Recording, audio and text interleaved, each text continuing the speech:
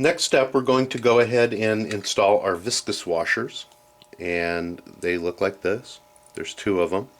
There is a noticeable front and back to them, and you have rounded edge. They are stamped, so you'll have rounded sides on one side, and the other side is going to be a little bit sharper. I really don't think as if it matters how that goes in, but we're going to put the rounded side, again, if you take a look at it, it's stamped, and you'll see that one side is rounded and the other side is sharper. We're going to put the rounded sides up. We do have a gear going around on the inside here, and I guess if there's any sharp edges, it's better for them to be down. So quite honestly, I really don't think it matters which way these goes in. So what we're going to do is we're going to go ahead and take the viscous washer and slide it over the shaft and go ahead and drop it down in and rotate it until it slides all the way down inside. Give you a little bit of a close-up so you can see it in there. We're going to go ahead and repeat this process on the second half.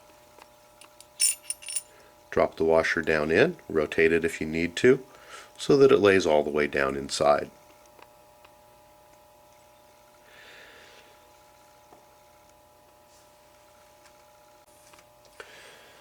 At this point, let's go ahead and grab the two cross pins. There are actually 4 pins in your kit here. We want to grab the pins that are smooth.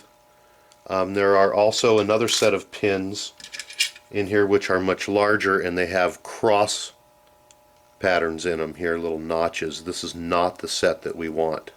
Okay, we want to go ahead and use the silver ones that are smooth. Let's go ahead and grab one of our diff halves and spin it around, and you're going to notice that there's a hole in one side with little taps in there. And what we're going to want to do is, if you take a look at the shaft, and it's going to be hard to see on camera, but take a look at your shaft, and there's a hole that goes through your shaft. And what we want to do is to align that hole up on the shaft to the hole that's in the side of the case.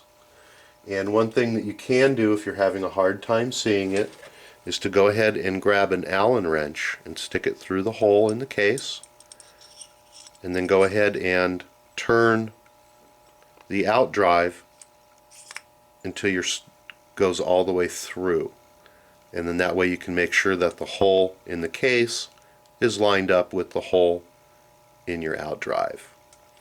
Go ahead and carefully remove your Allen wrench if in fact you've been using one, and go ahead and grab one of the cross pins, and we're going to insert it into the hole. See if you can get a good close-up picture here. Insert it into the hole. You can see as it goes through the case and into the hole in the shaft. And you can use your second pin to help follow that through, and go ahead and push it in until it's even inside, just like that. At this point, before I put this down, as long as we have it in our hand, we're going to go ahead and grab one of the two larger gears.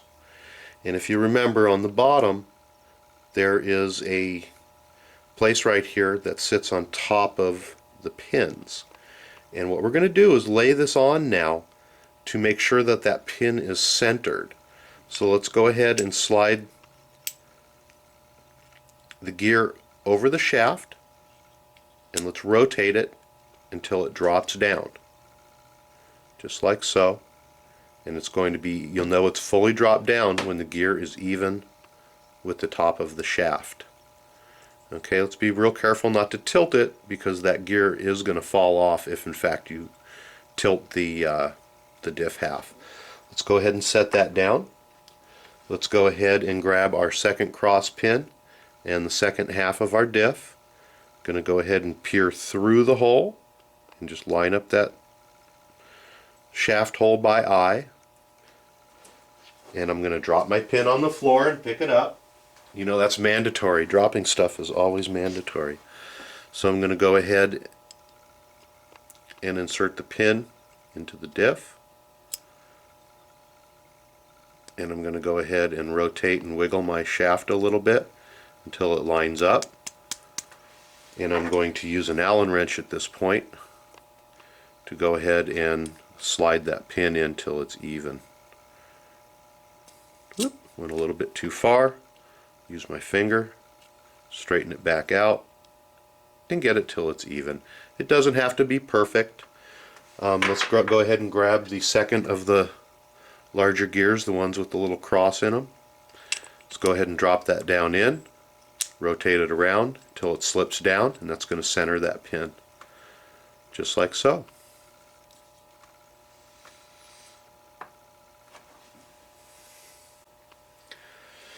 Okay, let's go ahead and grab our Loctite. We're going to need a little bit of Loctite, and again we're using Loctite gel, which is available at teamfasteddy.com. It's great stuff to have. We're going to reach in and grab the two shortest screws that are in there. They're very short, little stubby ones. And we're going to go ahead and get our Allen wrench for that. Make sure it's the proper Allen wrench that fits. Go ahead and put the screw on your Allen wrench. Go ahead and put some Loctite onto the screw. Again, we're using the gel, so we're just going to rotate it in there, and it puts the proper amount on for us each time. And we're going to go ahead and insert this screw into the center of the shaft here, where you can see that it's threaded. And what that's going to do is it's going to lock that pin into place. It does not hold the gear in, but it locks the pin into place. So we're going to go ahead and put that in, and we're going to snug that up fairly tight. You don't want to strip it. And again, what we're going to do is use an Allen wrench and put it through. As you can see, my gear's coming off. We're going to go ahead and put it through the outdrive to hold it, and we're going to go ahead and snug that up nice and tight, just like so. And again, you do need to be careful because it's not holding that gear on. That gear can still come off. What we were doing is putting the gear on just to make sure that that pin was properly centered. We're going to go ahead and put the gear back in just so that we know where it is. Let's go ahead and repeat this process on the second side. Again, we're going to put some Loctite on our little set screw, just like so. We're going to go ahead and insert that set screw into the top of the shaft, and then tighten it up. Again, I need a little bit of leverage, so I'm going to use my Allen wrench through the bottom of the outdrive to hold it as I go ahead and torque it down, just like so.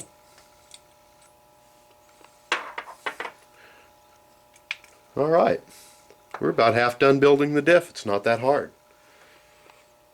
Going to go ahead and clean up my bench here a little bit, and we will get a few more pieces together, and we're going to go ahead and finish the build.